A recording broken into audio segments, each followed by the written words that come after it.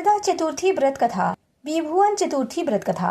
हिंदू धर्म में गणेश चतुर्थी का अपना विशेष महत्व है, लेकिन जब यह चतुर्थी अधिक मास यानी पुरुषोत्तम मास में पड़ती है तो उसका महत्व 100 गुना बढ़ जाता है।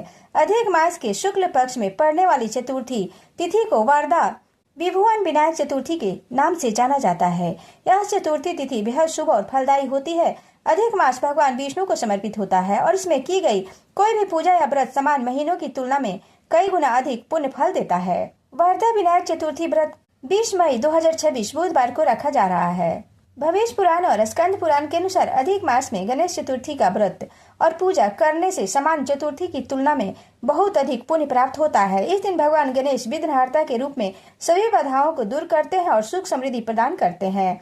जो भक्त सच्चे मन से इस दिन व्रत रखते हैं उन्हें धन, संतान, सुख, यश और स्वास्थ्य का आशीर्वाद प्राप्त होता है।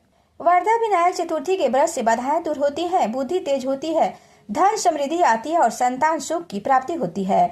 अधिक मास में यह व्रत करने से गणेश जी की कृपा पूरे वर्ष बनी रहती है।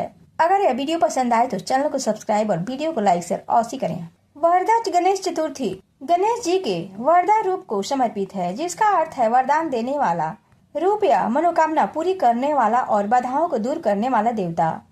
अधिक मास में गणेश चतुर्थी व्रत और पूजा समान चतुर्थी से 100 गुना अधिक पुण्य प्रदान करने वाला है। भविष्य पुराण और स्कंद पुराण के अनुसार इस दिन गणपति बप्पा की उपासना करने से विघ्न बाधा दूर होती है, आर्थिक तंगी मिटती है और जीवन में सुख समृद्धि आती है।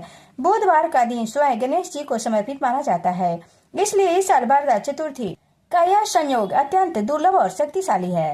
अधिक मास, मल मास, पुरुषोत्तम मास की वरद विनायक चतुर्थी व्रत कथा।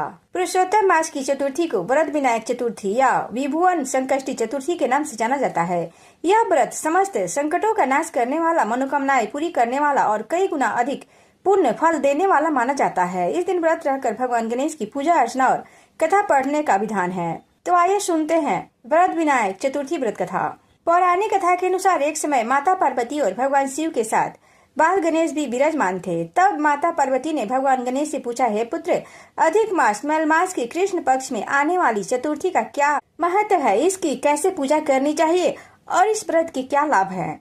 माता के पूछने पर गणेश जी ने कहा, हे माता, आप सर्वज्ञ हैं, फिर भी आपके मन में लोक कल्याण के लिए यह प्रश्न पूछा है।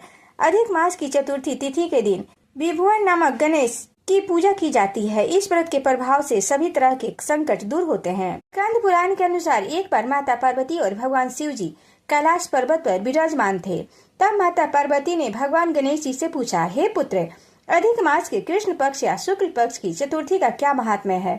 इस दिन तुम्हारी पूजा किस प्रकार करनी चाहिए और इस व्रत का क्या विधान है? माता पार्वती के पूछने पर भगवान गणेश ने बताया कि हे माते, आप सर्वज्ञ हैं और अंतर्यामी हैं, फिर भी आपने लोक कल्याण के लिए यह प्रश्न पूछा है, इसलिए मैं आपको इस व्रत की महिमा बताता हूँ। अधिक मास की चतुर्थी तिथि वरद विनायक चतुर्थी के नाम से जानी जाती है।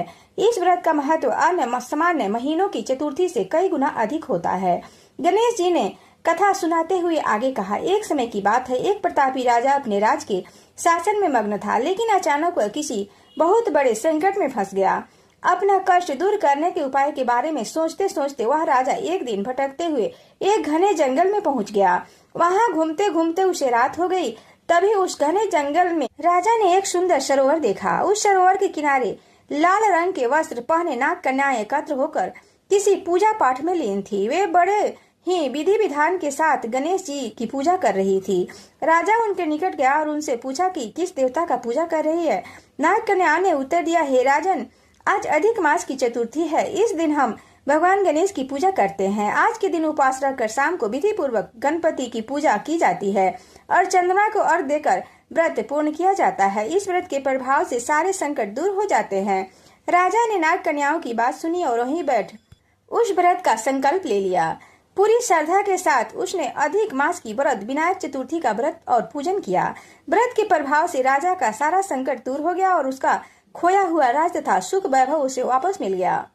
श्री गणेश जी कहते हैं कि जो मनुष्य अधिक मास की चतुर्थी को इस व्रत को कथा पढ़ता है अथवा सुनता है, उसके सभी विघ्न दूर होते हैं और उसे संतान, धन, यश तथा दीर्घायु की प्राप्ति होती है। वरद विनायक चतुर्थी का व्रत सिर्फ पूजा का एक माध्यम नहीं बल्कि ईश्वर से जुड़ने और अपने जीवन की कठिनाइयों को दूर करने का साधन भी है। गणेश भगवान जो विघ्नों का नाश करने वाले हैं, इस व्रत से प्रसन्न होकर अपने भक्तों की सारी मनोकामनाएं पूर्ण करते हैं, इसलिए यह व्रत श्रद्धा और नियम पूर्वक करना अत्यंत फलदायक माना गया है। संकष्टी चतुर्थी व्रत कथा। विभुवन संकष्टी चतुर्थी व्रत कथा। अधिक मास में आने वाली इस पवित्र संकष्टी चतुर्थी की कथा सतयुग काल से चली आ रही है। कहा जाता है कि इस व्रत की कथा द्वापर युग में पंचाली द्रौपदी को महर्षि वेद व्यास जी ने सुनाई थी। एक समय की बात है जब कुरु वंश के संरक्षक ऋषि पांडवों के वनवास काल के दौरान उसने उनसे मिलने उनके आश्रम में आए हुए थे। तब पंचाली द्रौपदी की, जिन्हें दुशासन ने भरी सभा में निर्वस्त्र किया था और दुर्योधन ने उसे अपमानित किया था, यह सोचकर हैरान थी कि उसने ऐसा कौन सा पाप हुआ था जिसके कारण उन्हें यह अपमान सहन करना पड़ा। तब महर्षि ने उत्तर में उन्हें राजा चंद्रसेन और रानी रत्नावली की कथा सुनाई थी। महर्षि ने कथा का आरंभ करते हुए कहा, एक समय की बात है जब राजा चंद्रसेन अपनी भार्या रत्नावली के साथ सुखमय जीवन व्यतीत कर रहे थे। उनके राज में चारों ओर खुशहाली और पवित्रता छलक रही थी, किंतु उनके शत्रु और लोलुप सम्राटों को उनकी यह खुशहाली रास नहीं आई। एक दिन राजा चंद्रसेन के शत्रुओं ने उनके राज पर आक्रमण किया और उनका सर्वास्त्र छीन लिया। राजा चंद्रसेन और रानी रत्नावली को अपनी सुरक्षा हेतु अपना राज त्याग कर वन में शरण लेनी पड़ी। दोनों अब अपना जीवन निर्वाह करने के लिए वन में मारे मारे फिरने लगे। एक दिन दोनों को पानी की प्यास लगी। प्यास से व्याकुल होकर वो वन में भटक रहे थे। भटकते भटकते वो अनायास एक ऋषि के आश्रम में जा पहुंचे। वो आश्रम महर्षि मार्कंडेय ऋषि का था। इतने में घने जंगल के बीच में वे दोनों इस स्थान पर पहुंचे तो उनको परम शांति की अनुभूति हुई। उन्हें ऐसा लगा जैसे स्थान पर आने के बाद उनकी सुधा तृप्त हो गई हो। जब उन्हें इस स्थान के बारे में ज्ञात हुआ तब तो बिना किसी विलंब के महर्षि मार्कंडेय के समक्ष जा पहुंचे। उनके सामने नतमस्तक होकर अपने इस कष्ट रूपी जीवन से मुक्ति पाने का उपाय मांगने लगे। महर्षि ने उन्हें आशीर्वाद दिया और उनसे अपनी इस दुर्दशा का कारण पूछा। राजा और रानी ने उन्हें सारी बातें सुनाई। राजा को भी द्रौपदी की तरह संदेह हो रहा था कि उसने ऐसा कौन सा पाप हुआ जिसके चलते उन्हें यह कष्ट भोगना पड़ रहा है। ऋषि मार्कंडेय सर्वज्ञाता थे। वे भविष्य और वर्तमान को भली भांति देख सकते थे।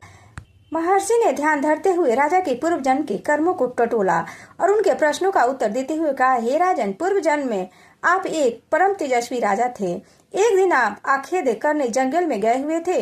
वहां अपने लाल वस्त्र को धारण किए कुछ नाग कन्याओं को व्रत का अनुष्ठान करते हुए देखा था। आप उनसे प्रभावित होकर उनसे उसका व्रत अनुष्ठान के बारे में पूछने लगे। उस समय अधिक मास का था। उन्होंने बताया कि वो सभी भगवान श्री गणेश की संकष्टी चतुर्थी का व्रत कर रही हैं। इस व्रत को करने मात्र से मनुष्य की सभी समस्याओं का अंत हो जाता है। मनुष्य को अपने कष्टों से सहज ही मुक्ति प्राप्त होती है।